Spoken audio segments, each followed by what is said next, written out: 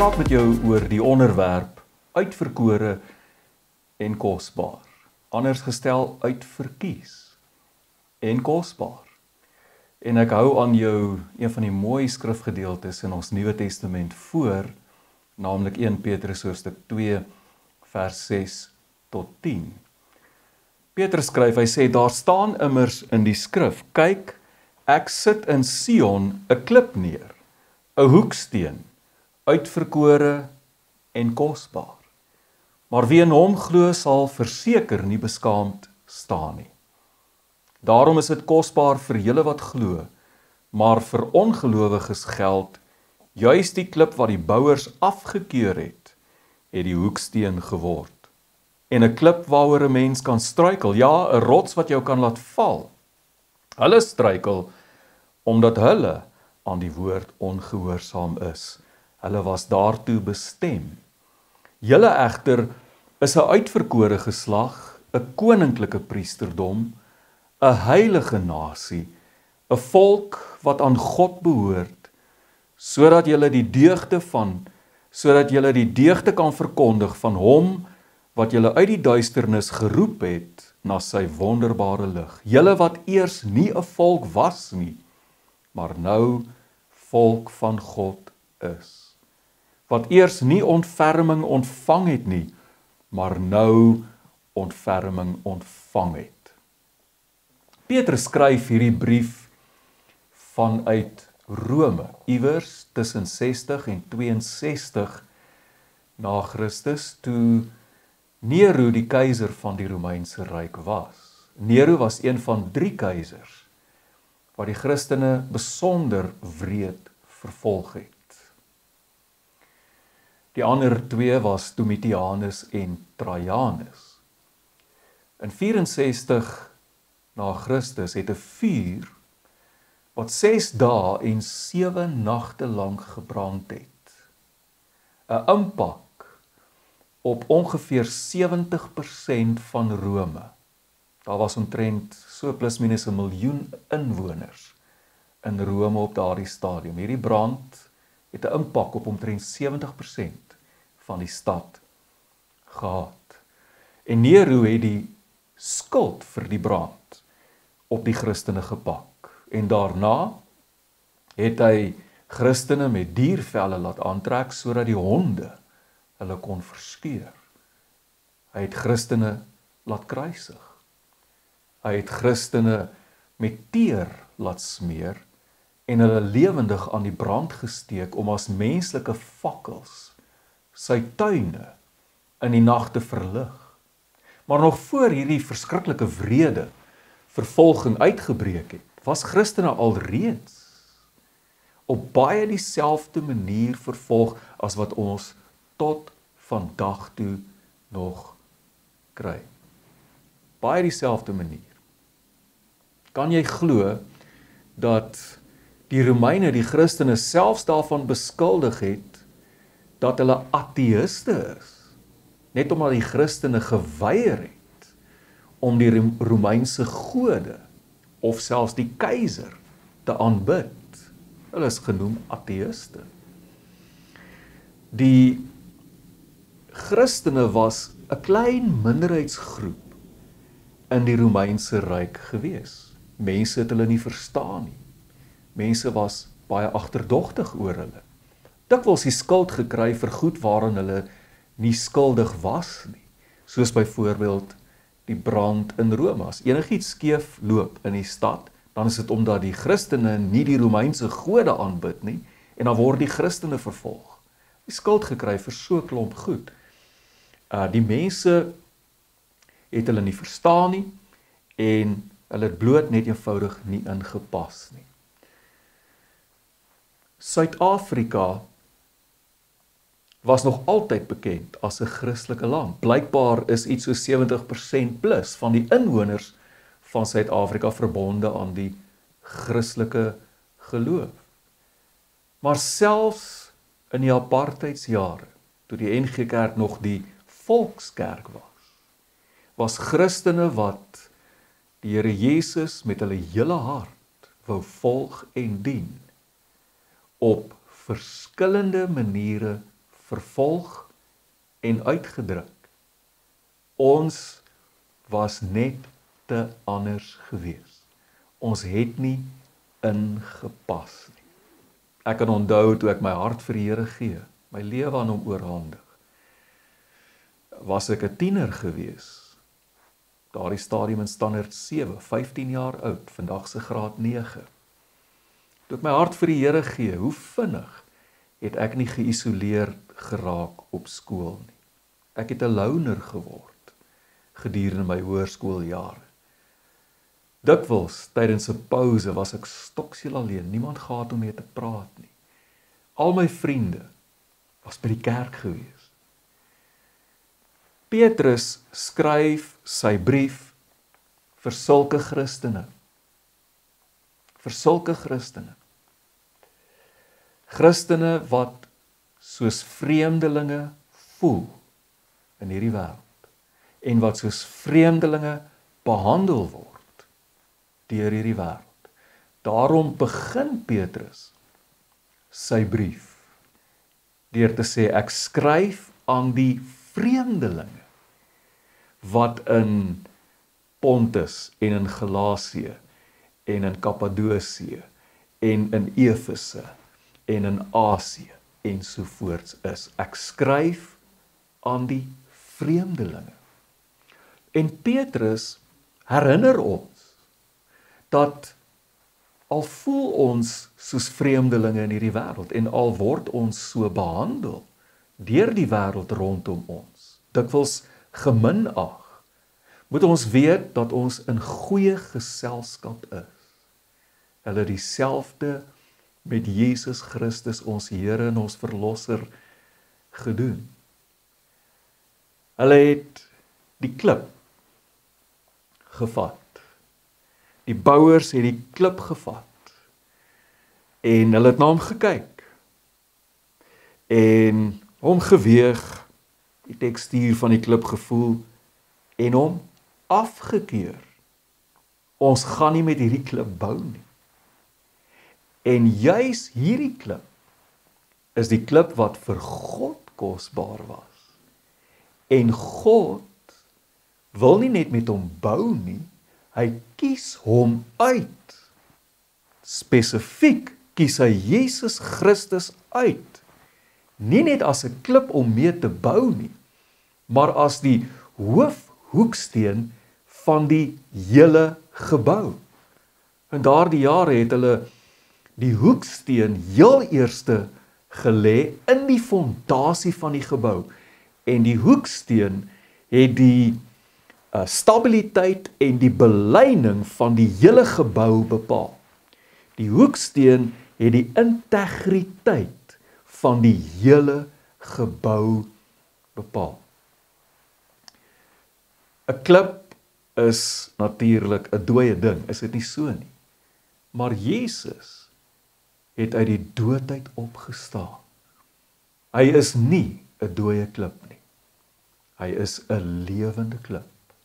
En ons kom na hom toe, nie as dooie klippe nie, maar as lewende klippe, om deur die Heilige Gees opgebou te word tot 'n geestelike huis. Nou jy kan nie 'n huis bou met net een klip nie. Jy het 'n klomp klippe nodig. Jy het ons almal nodig om na Jesus die hoeksteen toe te kom, om deur die Heilige Gees opgebou te word tot 'n geestelike huis, die plek waar God kom woon in hierdie wêreld. En die huis van die Here is nie die kerkgeboue waarin ek en jy elke Sondag by mekaar kom nie. Nee, dis ons, die lewende stene, wat na die hoeksteen Jesus Christus toe gekom het. En hy bepaal die integriteit van die gebou en die beleining en die stabiliteit van die gebou, en ons word opgebou tot die plek, die huis waar God woon. En die hoeksteen van hierdie gebou is nie die predikant nie, is nie die kerkraad nie, Die hoeksteen is Jesus Christus self. Hy bepaal die stabiliteit en die beleining van die hele gebou.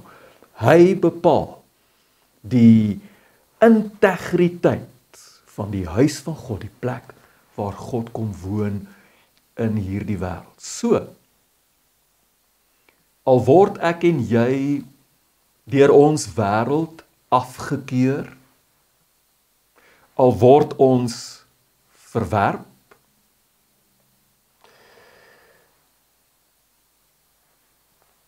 God het Jesus uitverkies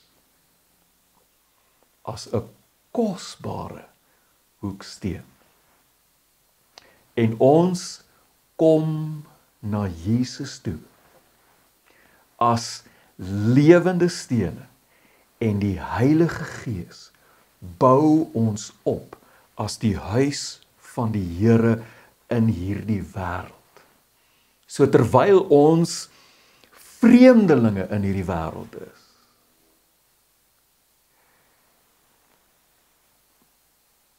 word juis ons, die wêreld behandel ons as vreemdelinge, is dit juis ons wat die gebou is in hierdie wêreld waar God kom woon.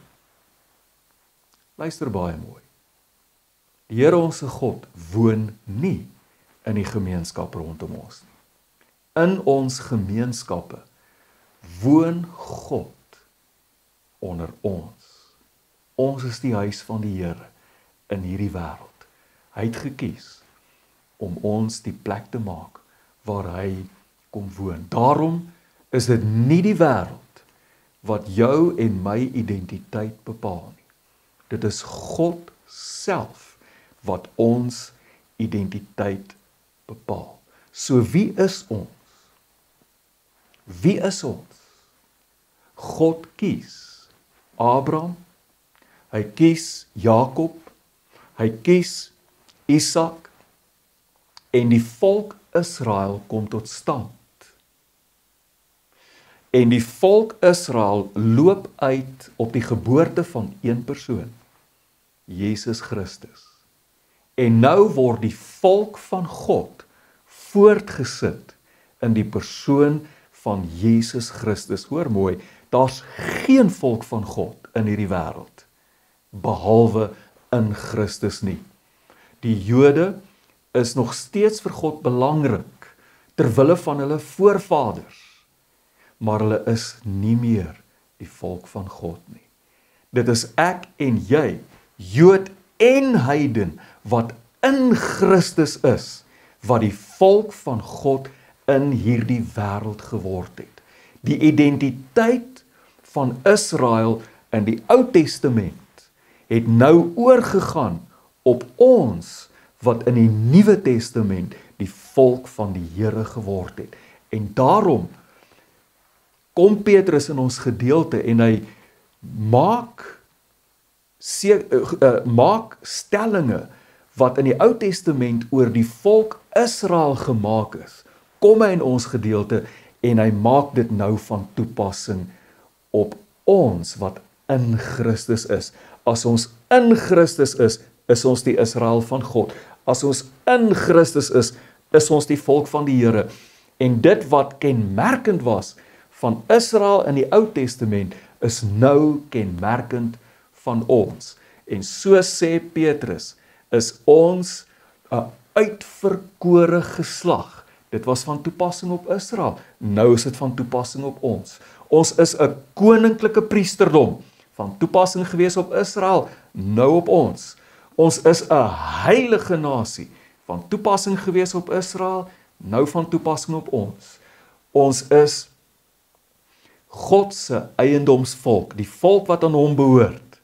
Baie duidelik iets wat in die verlede in die Ou Testament van Israel gesê is, maar wat nou van ons gesê word, wat in Christus is. Ons is 'n uitverkore geslag, sê Petrus, Deuteronomium 7 vers 6, in die Ou Testament praat die Here van Israel, en hy sê, vir jou Israel het die Here jou God uitgekies uit al die volke op aarde. In die Nuwe Testament, God het Christus uitgekies. Voor die grondlegging van die wêreld het God hom reeds uitgekies. Hy is die kosbare hoeksteen wat God uitgekies het. En nou, as ek in Christus is, word ek en jy wat hy is. Hy is die uitverkorene van God. Ek en jy word ook uitverkorenes van God. Mense wat uitgekies is in Christus Jesus, is ons uitverkies. Ons word mense wat deur God self uitgekies is as kosbaar vir die Here. Ons is 'n koninklike priesterdom, sê Petrus. Eksodus 19 vers 6 sê van Israel in die Ou Testament, vir my sal julle 'n koninkryk van priesters wees. Ons ken Jesus as die koning van alle konings. Ons ken hom ook as die groot hoëpriester. En as ek en jy in Christus is, dan deel ons in sy koningskap. Ons sit saam met hom in hemelse plekke. Ons deel in sy heerskappy. As Jesus die hoëpriester is, die groot hoëpriester is, dan is ek en jy in hom ook priesters. Priesters wat geestelike offers aan God bring. Nee, ons bring nie meer bulle en rammetjies en duwe en koring en graan en drankoffers en hierdie tipe goed nie. Ons bring nou geestelike offers. Ons is 'n priesterdom wat geestelike offers aan God bring. Ons staan ook soos priesters tussen God en hierdie wêreld.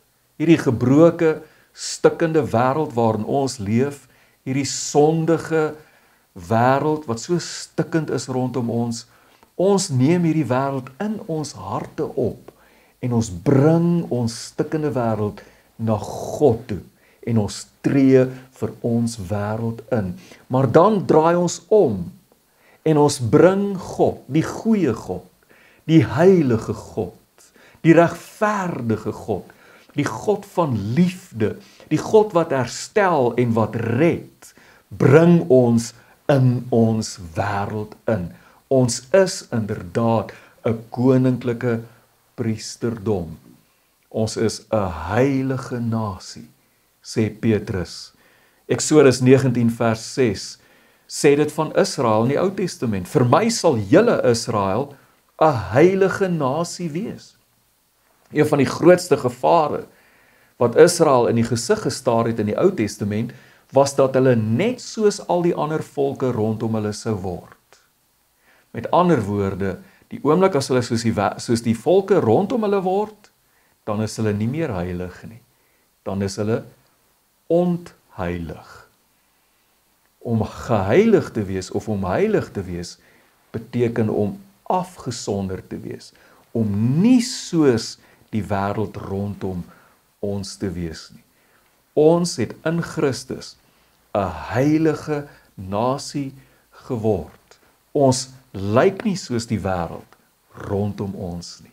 Ons leef anders as die wêreld. Ons dink anders as die wêreld. Ons leefstyl is anders. Ons doen anders. Ons praat anders as die wêreld rondom ons. Ek dink een van die Engelse vertalings sê, we are a peculiar people.